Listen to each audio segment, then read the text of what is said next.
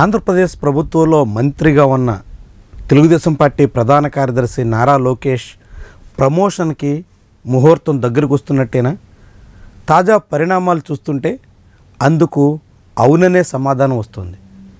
తాజాగా నారా లోకేష్ రిలయన్స్ ఆధ్వర్యంలో నిర్మిస్తున్న కంప్రెస్డ్ బయోగ్యాస్ ప్లాంట్ల శంకుస్థాపన కార్యక్రమానికి హాజరయ్యారు. రాష్ట్రంలోనే రిలయన్స్ కంపెనీ ఒకటి వస్తుందంటే ప్రభుత్వాధినేతలు పరుగులు పెడుతుంటారు.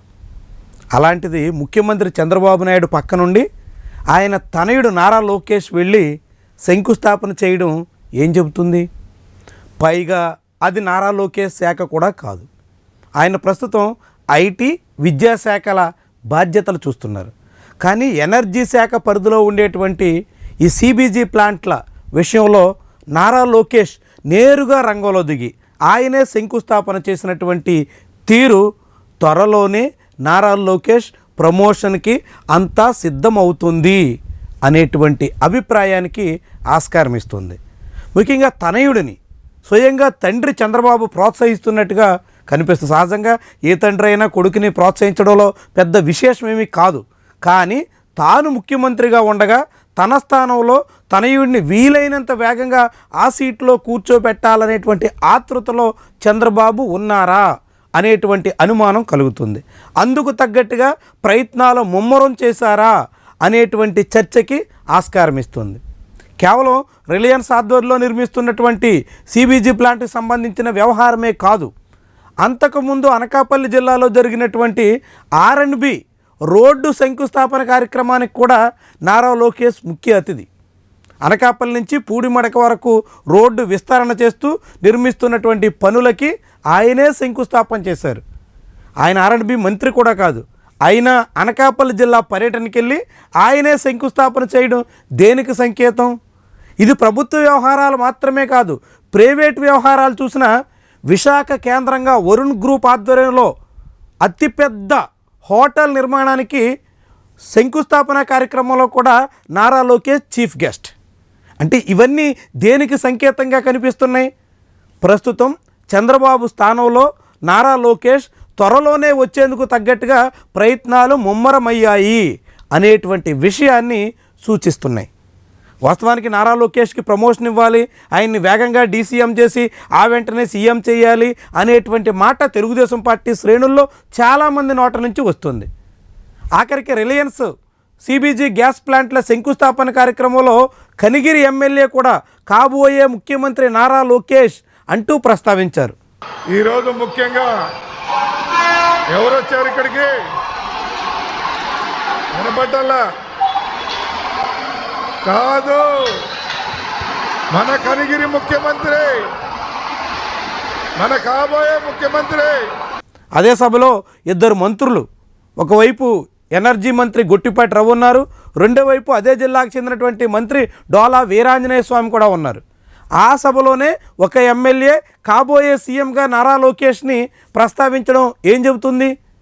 గతంలో నారా లోకేష్ని సీఎం చేయాలని, డిప్యూటీ సీఎం చేయాలని మంత్రులు సహా చాలామంది ప్రస్తావించినప్పుడు టీడీపీ అధిష్టానం అలాంటి మాటలు మాట్లాడొద్దు, అది వివాదానికి కారణమవుతుంది అంటూ అందరి నోళ్ళు మూయించింది.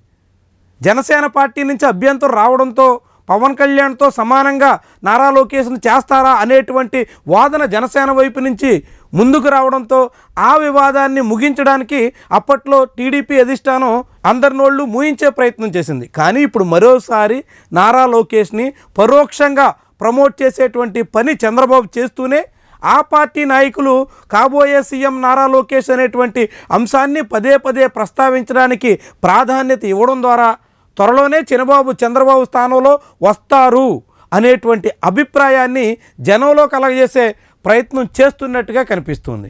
అయితే వాస్తవానికి నారా లోకేష్కి అధికార బాధ్యతలు అప్పగించడానికి చంద్రబాబుకి అభ్యంతరం ఉండకపోవచ్చు. కానీ కూటమి పక్షాలుగా బీజేపీ, జనసేన ఎంత మేరకు అంగీకరిస్తాయి అన్నవే ముఖ్యమైనటువంటి ప్రశ్నలు. నారా లోకేష్ కాదు, చంద్రబాబు నాయుడే రాబోయే 15 ఏళ్ల పాటు అధికారంలో ఉండాలి, ఆయన సారథ్యంలోనే మేమంతా కొనసాగుతాం అంటూ పవన్ కళ్యాణ్ పదే పదే చెప్పుకొస్తున్నారు.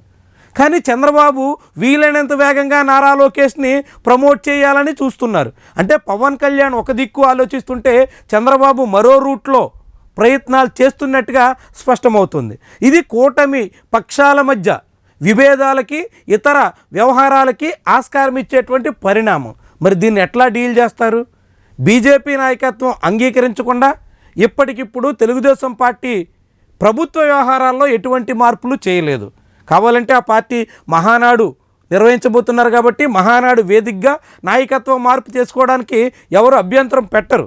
చంద్రబాబు స్థానంలో అక్కడ నారా లోకేష్ని తెలుగుదేశం పార్టీ జాతీయ అధ్యక్షుడిగా ప్రకటించినా లేకుంటే వర్కింగ్ ప్రెసిడెంట్ చేసినా బీజేపీ నుంచి ఎటువంటి అభ్యంతరాలు ఉండవు.